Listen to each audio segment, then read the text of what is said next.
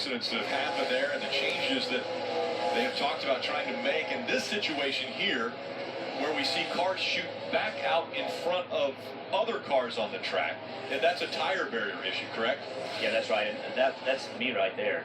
The 31 was you, and that's reliving that, and I apologize. That's how I know this hurt. So, we talk about tire barriers, and this is something that Watkins Glen changed, by the way. You see the 31 here that got into the tire barrier, there's the little hole in the wall, shot him back out onto the racetrack, and now big impact right here. So that's a case where, you think you're doing the right thing, but with the tire barriers, but it actually was the wrong thing. And of course, another, the angle of impact in regard to how the 95 hit the wall. So all that's been changed. Watkins Glen changed all that in an effort to make it better. But that's great examples of how you think a tire barrier is great, but in the wrong situation, it's actually worse. Well, and what most of the time we find out is we have no idea how you guys can wreck the way you wreck until you do it. And that's very similar to what happened in Pocono last year. Because last year, no one would have thought that anyone could have hit pit road the way they did, but it happened twice. Yeah, this is final 2 days. Jeff Burton comes by.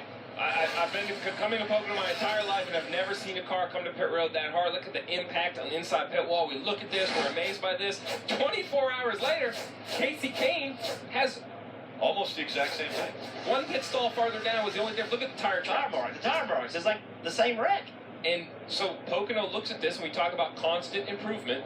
This is repairing the wall for the race. But what's most impressive to me is we come back to a different Pocono. Yes. Like we come back to a safer Pocono. Pocono has extended that wall closer to turn 4 by around 100 feet. Or excuse me, the last corner. I say forward, I mean third. Yes, sir.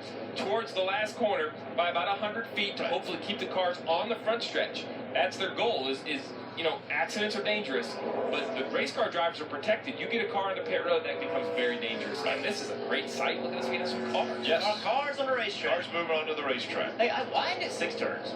I know. I can even get every other place we go, there's a corner entry and a corner exit, and that's 2 turns. But here, there's only 3. Right. So I don't want to change it. Well, yeah, I want it to be 1, 2, 3, 4. Listen, all right. I'm down here on pit lane, Rick, and actually, as the cars come on the racetrack, we just want to talk a little bit about the pit lane you guys were talking about before, and that's this pit wall that actually Casey Kane was able to get to last year. It's very low, and that's part of what moving this wall out and stopping his cars from coming on pit road. We saw it was so scary when they come out here and they get to this pit wall. They can hit things that are sitting on the pit wall, crewmen that are sitting on the pit wall. So keeping the cars out of pit lane as they come off that turn 3 is really crucial. Or 6. Turn 6. You know what I mean? Going 5. Because the tunnel is shaped like Indy, and that's Indy, a corner is 1 corner. I don't even go 5. I know one thing. Kenseth doesn't care. You've got me confused. He just wants to get around here as fast as he can, no matter how many corners. So you laugh. Dale Jr. and I came here first year together, as you see some sparks out of that car in front of Matt Kenseth. And right there, Matt Kenseth, in my mind, just took turn 1. And now he's going to turn 2, which is the tunnel. But Dale Jr. calls that 1 and 2. And the tunnel, the tunnel. So it took not a long time. Wow, as you see that come together. It took 30 minutes of first practice. I finally had to be like, hey, but look, where's 2? And everybody laughs, but that's just one more simple example of how these unique racetracks are very difficult. We talk about unique. Look at Matt Kenseth now in turn 3, flat racetrack. It's hard to get along all 3 different corners. It is. This is a difficult racetrack. But it's so much fun. Race car drivers love coming here because it's such a challenge. Ride around with Aragon Marola. This racetrack just provides challenges. So when we go on board, he's going into turn 3 right now. You see those cones on the outside wall? Kind of a reference point. Turn 3, a long corner. Try to leave relatively low, not completely low because it kills the horsepower onto this long straightaway. And look how long the straightaway is. You can't even see the corner yet.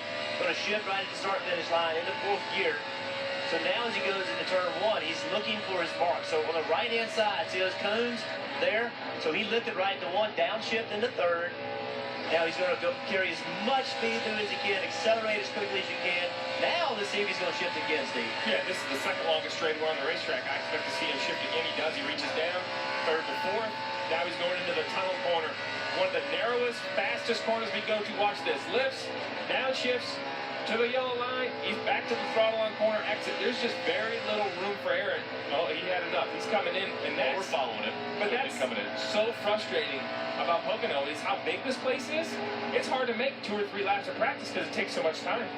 Jeff, I need to ask you, as we were on board with Eric Almirola, he'll be making his 200th start on Sunday in the Sprint Cup Series. But I have to ask you, you bring up the cones that are on the outside and up against the fence. Right. So your eyes are you seeing that? Are you looking at that? Or are you looking at the line to the left? Some drivers use them, some drivers don't. At racetracks, like road courses in here, where the straights are so long, you can use them. I use them here occasionally. I typically drove based off looking at the yellow line. Right. As you ride along, okay, look how rough this track is. We think about this track being relatively new paved, but this track is very rough. But the shifting, here we go. I love this shot. So now we have 3 screens. I don't know if I can handle all this at once. Look, you can see on the right-hand screen as he shifts. Watch the clutch pedal. Left foot. He upshifts. He just barely touches the clutch pedal. But he does touch it. He touches it. He doesn't have to, but he does. So now he's entering turn 1. Watch his left foot.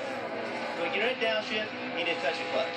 So drivers upshift because we've been told that it helps save the transmission. By using the clutch. So on the upshift, he used the clutch. I never understood it though, because the upshift is hardly any stress on the transmission. All the stress is right now when he downshifts.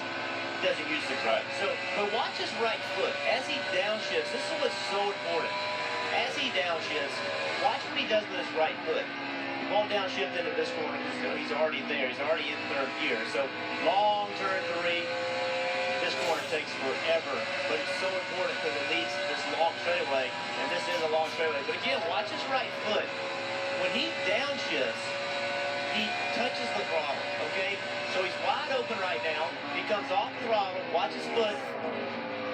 Boom. That little bit of RPM, what he's doing is he's running the revs up on revving the RPMs up on the engine so that when he downshifts, it's a smooth downshift. If he just jabbed it in third gear, he can wheel hop it, he can cause mechanical problems. That little bit of throttle input is what makes that downshift nice and smooth.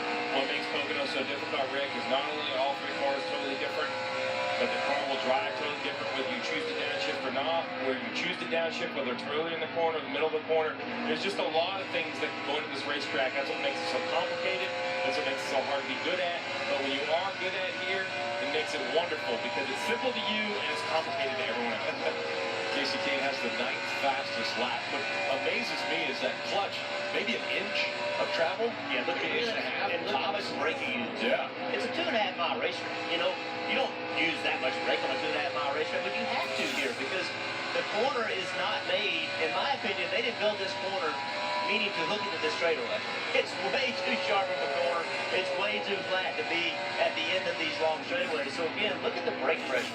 Tons of brake pedal here. You have to do it to get your car settled, to get it to hit the marks. Casey Kane has had success at Pocono back in 2013. It's been a few years, but he has been able to make it work at Pocono twice, as a matter of fact, but most recently in 2013.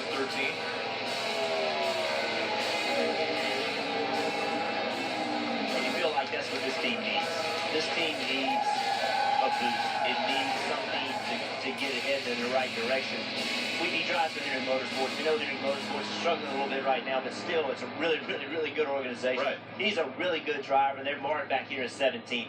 They need something good to happen to them, and I think if they can have something good, it'll lead to more good things. But you know, a team like this with this driver, you just don't expect to see them in 17 points. As you look at the chase standings, Dale Earnhardt Jr. not here will once again fall as Kyle Larson currently sits right on the cut line.